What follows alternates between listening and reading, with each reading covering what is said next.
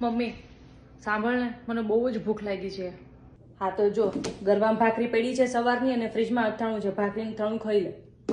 Okay mummy, તે ડિનરમાં શું બનાવ્યું? દૂધીનું શાક અને ભાખરી.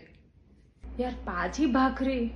મમ્મી સાંભળ, કાલ સવારે મારે વહેલું કોલેજમાં જવું છે, તો મને કંઈક નાસ્તો બનાવી દેજે. હા હા તો કંઈ નહીં, સવારમાં ચા ભાખરી બનાવી દઈશ, ખાઈને જજે.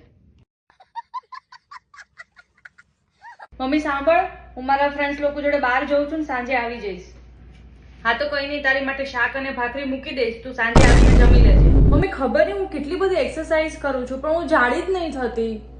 એ તો તું ભાખરી નથી ખાતી ને એટલે તું પતલી છો. ભાખરી ખાવામાં ને હમણાં તું મહિનામાં જાડી થઈ જઈશ. જીમમાં જવાની જરૂર જ નથી.